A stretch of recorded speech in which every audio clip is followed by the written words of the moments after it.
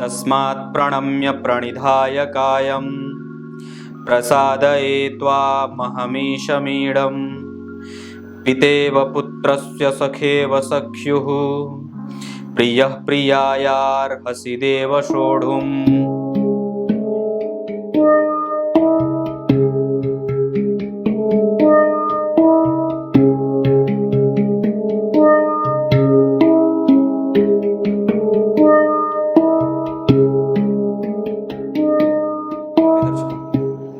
नमस्कार, एक बार फिर से उपस्थित हूं आप सबके सामने सूर्य के राशि परिवर्तन पे कार्यक्रम लेकर के। वृश्चिक राशि तक के जातकों के लिए मैंने सूर्य के राशि परिवर्तन का फल बता दिया है। आज बारी धनु राशि के लोगों के लिए है। अगर आप की कुंडली में चंद्रमा 9 नंबर में बैठे हैं तो आपकी राशि धनु है। मतलब मूल कुंडली में जो आपकी जन्म कुंडली बनती है उसमें अगर 9 नंबर जहां लिखा है और वहीं चंद्रमा बैठे हैं, इसका मतलब है आप धनु राशि के हैं। या फिर अगर आपका नाम धनु राशि के अंतर्गत आता है तो फिर आपको ये कार्यक्रम पूरा देख लेना चाहिए। शुरू करते हैं आज का कार्यक्रम। कहीं नहीं जाना है, बिल्कुल बन के रहिएगा। कार्यक्रम के आरंभ में बोले गए गीता जी के श्लोक का अर्थ भी बताने वाला हूं। आइए, ये अभी वर्तमान की ग्रहों की स्थिति, जहां सूर्य सिंह राशि में और चंद्रमा भी वर्तमान में, अभी चंद्रमा भी सिंह राशि में ही गोचर कर रहे हैं। बुध अपनी राशि के, तुला राशि के केतु, शनि वक्री हैं, मकर राशि में ही गोचर कर रहे हैं, और गुरु मीन राशि में अपनी राशि के, राहु मेष, मंगल वृषभ राशि के और शुक्र कर्क राशि में गोचर कर रहे हैं ये वर्तमान में। लेकिन ये जो ग्रहों का प्रभाव है, ये जिस जिस राशि में बैठे हैं उसका प्रभाव आपकी कुंडली पे पड़ता है और आपके जीवन को प्रभावित करता है, छोटे से लेकर के बड़े स्तर तक। इसके पहले कि मैं आपको आगे का कार्यक्रम बताऊं, आगे कुछ भी बताऊं, उसके पहले बता दूं, अगर आप धनु राशि के हैं और अगर आपकी कुंडली में सूर्य बहुत अच्छी स्थिति में बैठे हैं, मतलब वो उच्च के बैठे हैं, लग्न में बैठे हैं, नवम में बैठे हैं, पंचम में बैठे हैं, चंद्रमा के साथ लग्न में बैठे हैं, तो ऐसी स्थिति में सूर्य को अच्छा कहा जाएगा। दशम स्थान में भी बैठे हो तो भी, तो लाभ में बैठे हो तो भी। लेकिन इनको ठीक कैसे किया जाए, इनको ठीक करने का सबसे अच्छा उपाय, बहुत अच्छा, आपको तरह तरह के उपाय मिलते होंगे और बताए भी जाते हैं सूर्य को कैसे ठीक करें। मैं सबसे पहले 100% गारंटी से बोलता हूं, जो कि बिल्कुल सत्य है और बिल्कुल भी इसमें कोई लीपाप होती नहीं है, बिल्कुल भी 2 रुपए का भी खर्च नहीं है। बस इतने ही काम आपको करने हैं, इतना ही कि आप अपने आप को रूटीन पे लेके आ जाइए। आधे से अधिक सूर्य और 100% सूर्य इसी से ठीक हो जाएंगे कि आप रूटीन पे आ गए। अगर आप रात्रि में ज्यादा देर तक जागते हैं और सुबह ज्यादा देर तक सोते हैं, इससे आपका रूटीन गड़बड़ होता है और ये पश्चिमी सभ्यता का प्रभाव है। दूसरे नंबर पे, अगर आपकी कुंडली में सूर्य को ठीक करना चाहते हैं अपने जीवन में, अपना आत्मबल और सूर्य अपना स्वास्थ्य, अपना इम्यून और अपनी मजबूती, अगर समाज को अपने प्रभाव से प्रभावित करना चाहते हैं तो सबसे पहले नियम में आइए। और दूसरा, सबसे पहले तो सूर्य को अर्घ देना शुरू करिए। उसके पहले आपको टाइम पे जगना होगा और आप खाली सूर्य को अर्घ देने लगते हैं तो इससे सिर्फ आपका ही फायदा नहीं होता, आपके पिता का स्वास्थ्य ठीक होता है, पिता की आयु लंबी होती है, पिता के साथ आपके संबंध अच्छे होते हैं, आपका मन ठीक होता है, स्वास्थ्य ठीक होता है, और साथ ही साथ कई प्रकार से जो सामाजिक जो गतिरोध आपको झेलना पड़ता है, जैसे बॉस के सामने, जैसे कलीग वगैरह के साथ आपका प्रभाव, ये सब चीजें भी बिल्कुल ही पटरी पे आने लगती हैं। आपके पास लक्ष्मी की कमी नहीं होती, आपके जेब में पैसे की कमी नहीं होती, किल्लत नहीं होती।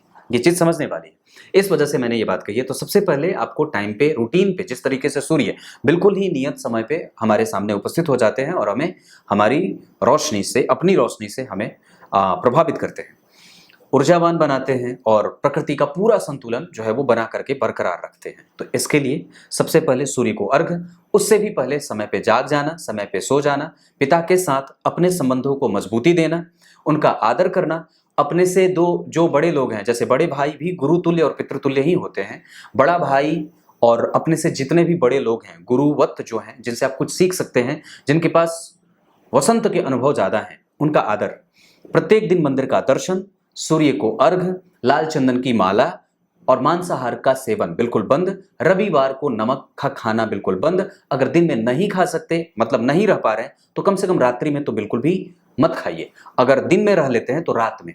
लेकिन मैं समझता हूं कि अगर आवश्यक है यहाँ कि बिल्कुल ही बंद कर दिया जाए रविवार को नमक। क्यों नमक बंद करने को कहा जाता है?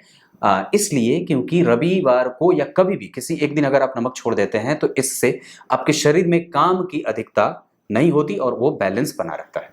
व्यक्ति काम से आश्रित, काम पे जब वो उसका प्रभाव बढ़ जाता है या काम का प्रभाव जब व्यक्ति के ऊपर बढ़ता है तो वो उसके काम में असर करते हैं, मतलब आपका जो डेली बेसिस का रूटीन है उस पे उसका प्रभाव पड़ता है।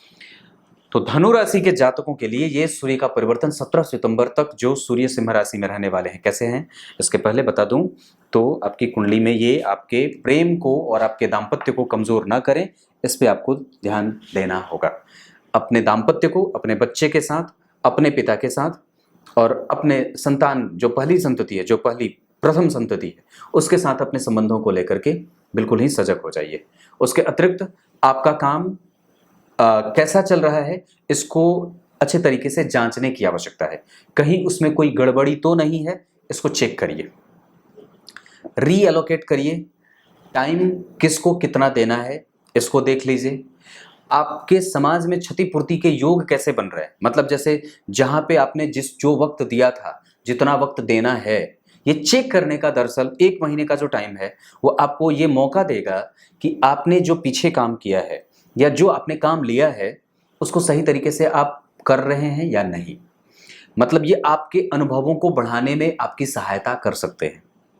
इसके अतिरिक्त अगर ये सूर्य की बात अगर समझे तो ये सूर्य आपकी कुंडली में बहुत ही ज्यादा आपको अनुभव देने के मामले में आगे रहेंगे।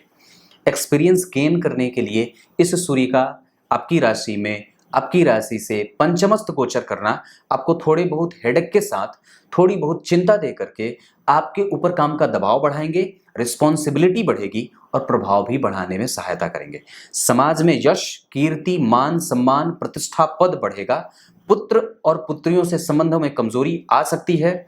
दाम्पत्य में किसी भी तरीके की कोई कमजोरी ना हो, इसका ध्यान रखिए। आपके प्रभाव और प्रतिष्ठा में किसी भी तरीके की कोई कमजोरी ना हो और कोई भी ऐसा काम ना करें जिससे समाज में आपका जो ऑरा है वो कमजोर हो। गुरुजनों के साथ आपके संबंध अच्छे होने चाहिए, मित्रों के साथ, कलीग वगैरह के साथ आपके संबंध अच्छे होने चाहिए। इस पे फोकस बढ़ाने की बात होगी। उपाय मैंने उतने सारे बताए। रक्त चंदन की माला गले में डाल सकते हैं, सूर्य को पीले पुष्प की माला अर्पित कर सकते हैं, घी का दीपक उन्हें दिखा सकते हैं और इसके अतिरिक्त अगर हो सके तो रविवार को गेहूं दान कर सकते हैं, पुष्प दान कर सकते हैं। शिव जी के मंदिर में जाकर के पीले पुष्प की माला रविवार को अर्पित कर सकते हैं। भगवान नारायण को खिचड़ी अर्पित कर सकते हैं। ये सब चीजें, दही अर्पित कर सकते हैं, कुछ मिष्ठान, कुछ फल फूल आदि गायों को खिला सकते हैं। इससे सूर्य ठीक हो जाते हैं। और अपने घर की सफाई पे खुद को जिम्मेदार करके आगे बढ़िए। ये सूर्य का गोचर आपके लिए जो स्थिति बनेगी, वहां से सूर्य की राशि सिंह राशि में गोचर करेंगे तो कुंभ राशि को देखेंगे तो शेयर, सट्टेबाजी, लॉटरी आदि से थोड़ा दूर होकर के शुद्ध इनकम पे प्रयास ज्यादा करिएगा। और लाभ तो वैसे भी वो देंगे, लाभ वैसे भी देंगे, लाभ की कोई कमजोरी नहीं है। और मैं समझता हूं कि आप में ये पराक्रम भी बढ़ाएंगे, आपका यश भी बढ़ेगा, कीर्ति भी बढ़ाएंगे। पर इसमें आपको एनालाइज करने की आवश्यकता होगी कि वस्तुतः आपने जो अपने लेवल पे काम किया है उसको रीचेक किया है कि नहीं किया है। उस पे आपने, जैसे आपने करियर के लिए कोई काम लिया है, कोई आपको ऑफिस में नया जो है वो रिस्पॉन्सिबिलिटी मिला हुआ है, कोई व्यवसाय में आपने कोई नया काम शुरू किया है, उसको वापस रीचेक करिए कि वो काम कैसा चल रहा है। कोई नट बोल्ट कमजोर तो नहीं है, जो घिस गई है उसको बदलने का प्रयास करिए। मतलब ये काम आपको ऐसा करना है। समझ में आ गई होगी, आप लोग तो बुद्धिजीवी हैं। अब आइए आपको गीता जी के श्लोक का अर्थ बता देता हूं। गीता जी के 11वें अध्याय के 44वें श्लोक में अर्जुन ने भगवान से विनती की है, हे भगवान, मेरे द्वारा आज तक जब कभी भी किसी भी तरीके से आपका कोई अपमान किया गया होगा तो कृपा करके मुझे क्षमा कर दीजिएगा।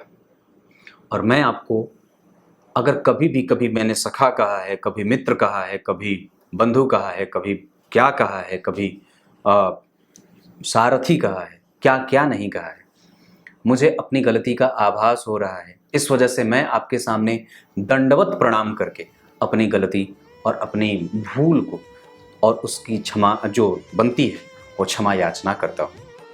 कुछ इसी तरीके से आज के कार्यक्रम का समापन करते हैं। तब तक के लिए इजाजत दीजिए। कल एक बार फिर से उपस्थित होंगे आप सबके सामने धनु के बाद मकर राशि को लेकर के।